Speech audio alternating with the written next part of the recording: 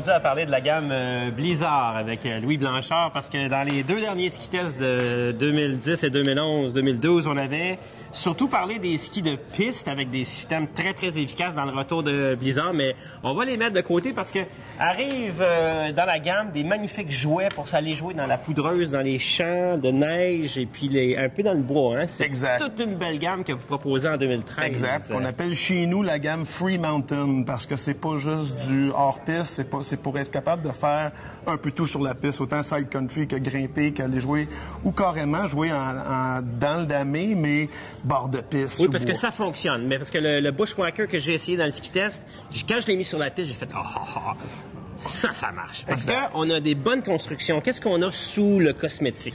Sous le cosmétique, c'est des noyaux tout bois. C'est des noyaux, ce qu'on appelle isocore, parce que tu as en partie bambou pour aller avoir quelque chose de plus léger, qui garde la souplesse, qui va donner une bonne durabilité.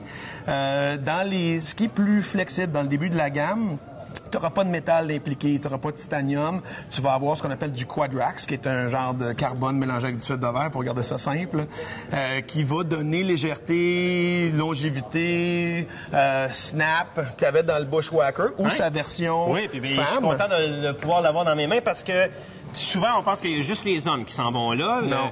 Dans les gammes un peu plus larges, mais le Black Pearl. Black Pearl, exactement. Donc, on commence à 88 au patin quand tu as un Bushwhacker homme et tu as la version femme qui s'appelle le Black Pearl. Ensuite, dans la gamme, on tombe à un 98 au patin que tu peux avoir en version titanium chez l'homme qui s'appelle le Bonafide ou que tu peux avoir aussi en 98 au patin, mais pas de métal pour les gens qui veulent grimper, les gens qui veulent quelque chose de plus léger. Exactement. Ou un skieur qui est carrément un peu moins costaud, qui veut quelque chose de plus facile à fléchir dans la courbe.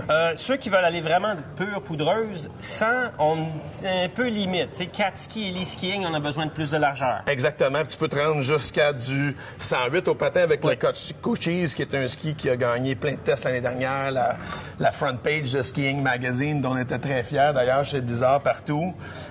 Et on en a encore son grand frère qui s'appelle le Bodacious, que lui a 118 au patin. D'accord. Et là, quand on arrive à ces gammes-là de ski-là, ce qui est important de savoir aussi pour le public, c'est quel est le profil quand on le met à plat. Est-ce qu'on est rocker partout? Qu'est-ce qu'on a dans des distinctions? Super bonne question, parce que dans la gamme, tu vas avoir une progression.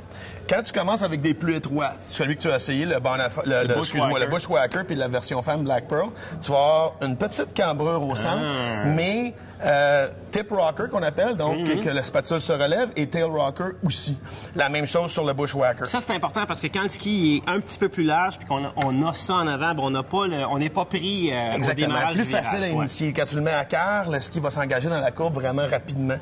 Ensuite, tu augmentes avec le Bonafide ou le Kabuki ou sa version femme, le Samba.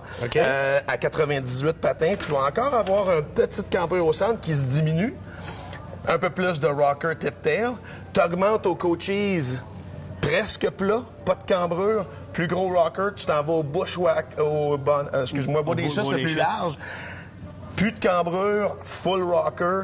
Et on a un nouveau dans la gang qui s'appelle le Gunsmoke, qui lui est twin tip, 114 au patin, flat, full rocker, pour ceux qui veulent quelque chose pour vraiment jouer. Ça veut dire que quand quelqu'un va se prendre un ski de 98 de largeur, il va quand même bien fonctionner sur la piste.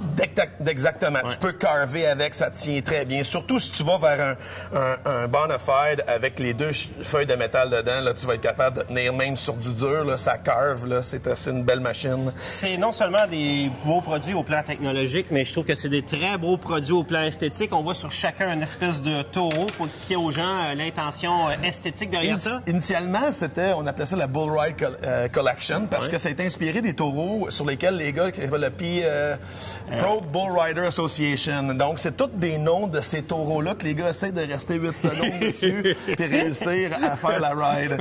Alors, ça a été inspiré de ça, les cosmétiques. Les femmes, pas autant, mais les hommes, définitivement que oui.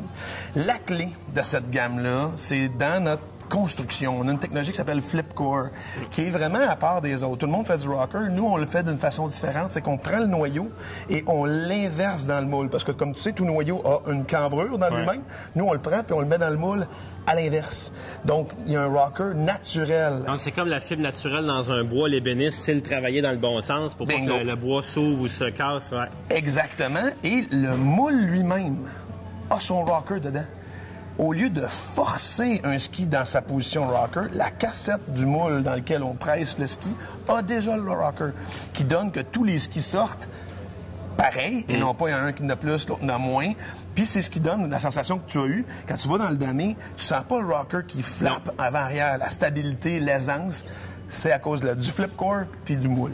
Oui, merci beaucoup de nous présenter cette gamme, mesdames et messieurs. Je vous le dis, des jouets magnifiques pour avoir énormément de plaisir. C'est le but de notre émission, en espérant que vous trouviez la bonne paire pour vous. Toujours maintenant dans une mentalité où on va vers 2 paires de skis, une paire de skis de piste et une vraie paire de skis pour aller jouer après. Exactement. Un peu partout sur la montagne pour découvrir d'autres aspects du ski, du plaisir de ski. Merci, Lou. Ça fait plaisir.